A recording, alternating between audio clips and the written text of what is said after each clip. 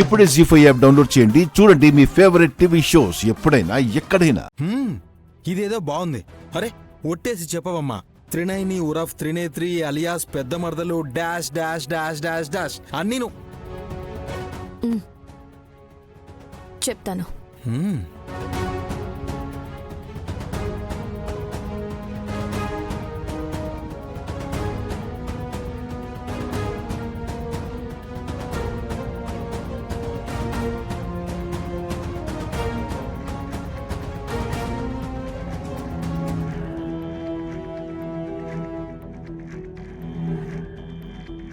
నేనెవరన్నది పూర్తి వివరాలు చెప్పనక్కర్లేదు.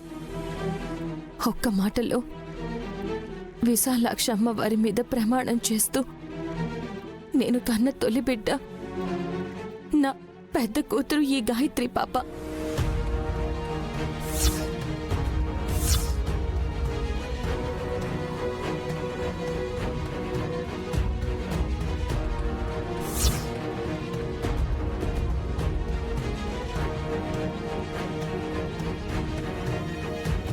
చాలా ఇంకేమైనా కావాలా? మీ మనవరాలికి పెళ్ళే కాలేదు, గాయత్రిని కన్నబిడ్డ అని చెప్పలేదు.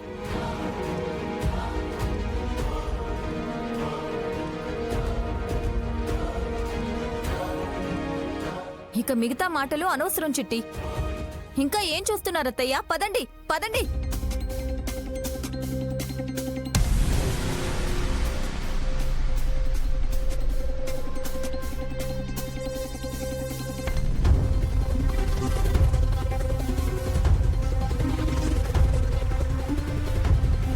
బామ్మగారు, మీరు మా వదనలోనే మీ త్రినేత్రిని చూసుకోవాలి. అంతకు మించి వేరే దారి లేదు. ఈ పూటకు నన్ను వదిలేయండి బాబు. దిక్కు తోచట్లేదు నాకు.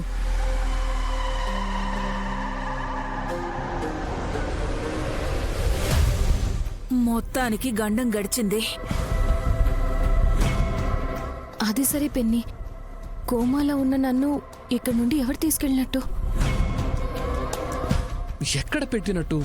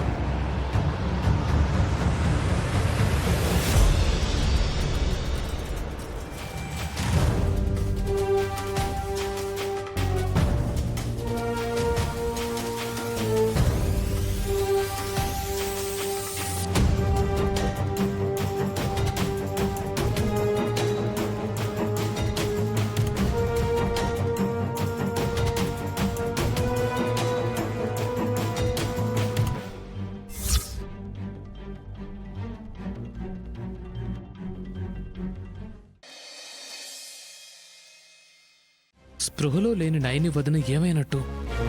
విశాల్ బ్రో ఏమైనా? నో నో నో, అత్తయ్య రూమ్లో బాడీ ఉందనే విషయం కూడా తనకు తెలియదు పాపం. వదినని అడిగితే నాకు తెలియదంటుంది. అక్కడి నుండి మరి ఎవరు మార్చేసి ఉంటారు?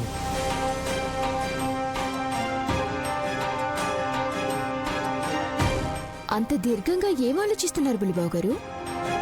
ఏం లేదు. అంటే నాకు చెప్పరనేగా? ఏ విషయమైనా నీతో చెప్పానా? చెప్పాలి కదా. ఎందుకు చెప్పాలి? చూడండి, భార్యాభర్తలన్నాక గొడవలు అలకలు సహజం. కానీ రోజులు బాగోలేవు. స్వీట్ తింటూ కూడా హార్ట్అటాక్తో పోయేవాళ్లు ఉన్నారు. సడన్ గా రేపు మీకేదో అయ్యింది అనుకోండి, అప్పుడు మీరు పోయాక మీ నుండి వచ్చే బెనిఫిట్స్, అంటే మీరేదైనా ఇన్సూరెన్స్ చేసుండటమో లేదంటే ఎక్కడైనా స్థలమో పొలమో కొనుక్కొని ఉండటమో చేసుంటే వాటి వివరాలు, ఆస్తిపాస్తులు నాకు రావాలి అంటే ముందే నాకు చెప్పటం మంచిది. ఇలా మాట్లాడితే ఏ మగాడికి 100 ఏళ్లు బతకాలనిపించదు.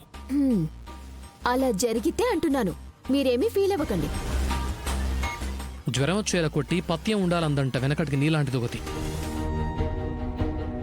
నేను బావుండాలని నువ్వు కోరుకోకపోయినా పర్వాలేదు గాని నేను పోతే నీకేమొస్తుందని తెలుసుకోవాలనే కోరికను చూసావా, అది చండాలంగా ఉంది. చాలా పెద్ద పెద్ద చదువులే చదివానంటారు, కానీ నేను సూటిగా మాట్లాడితే తట్టుకోలేరెందుకని? ఏయ్, నన్ను విసిగించకు, సైలెంట్గా వెళ్ళు. హ్మ్, మీకు కొలిక్కి రాని సమస్య ఏదో ఉన్నట్టుంది. అదేదో నాతో చెప్తే నేనైనా పరిష్కరిస్తానేమో కదండి. అలాగా? అయితే ఎక్కడుందో వెళ్ళి చూడు. ఏంటది? బామ్మగారు అన్నారు కదా, నైని వదనను గదిలో చూయిస్తాను అని. అవును, కనిపించలేదు. కాస్త నువ్వైనా ఓపిక చేసుకుని వెతికి పెడతావా? హ్మ్, ఇలా అన్నందుకు మిమ్మల్ని నేనేమనను, కానీ ఇంట్లో మా అక్కని పెట్టుకొని మళ్ళీ నేను మా అక్క కోసమే వెతుకుతున్నాను అంటే నన్ను పిచ్చిదాన్లా చూస్తారు. తమాషా చేయాలి కానీ ఇలా కోపం వచ్చేలాగా చేయకూడదు. ముసల్దాన్లా ఈయన కూడా మతిపోయినట్టుంది.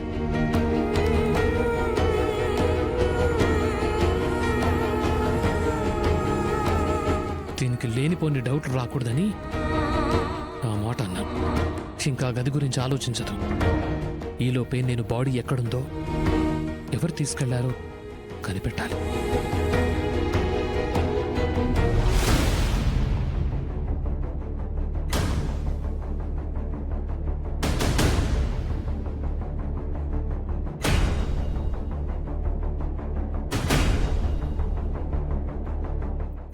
అరే, నేను బామ్మని తీసుకొస్తే త్రినేత్రిని తీసుకుని వాళ్ళ ఊరికి వాళ్ళు వెళ్ళిపోతారు అని అనుకున్నాను. ఎందుకు అనంటే తనే ఇన్ని రోజులు నైనిగా నటిస్తూ మనల్ని వెర్రివాళ్ళని చేస్తుంది అని నువ్వు బల్లగుద్దు చెప్పేదానివి కదా మమ్మీ. కానీ ఏమైంది? ఆ బామ్మకే పిచ్చుందని తేలిపోయింది. అలా ఎందుకు అనుకోవాలి పాపం? హ? అరే, ముసల్దాని మీద జాలా మమ్మీ. వయసుకు మించిన తెలివితేటలున్నాయి. మనకున్న కంపెనీలు, వాటి వల్ల జరిగే టర్నోవర్ గురించి గనక చెప్తే చక్రం తిప్పగలుగుతుంది కూడా. అంత నమ్మకంగా చెప్పే నువ్వే బామ్మకు పిచ్చి అని ఎలా అంటావురా? అంటే మమ్మీ అది జస్ట్ మినిట్, నన్ను ఆలోచించుకోనివ్వు. ఇంకా ఆలోచించుకోవడానికి ఏం మిగిలింది మమ్మీ? ఆ బామ్మైనా ఎమోషనల్ అయ్యి నిరూపించేస్తుందేమో అని అనుకుంటే ఆశాభంగం అయింది.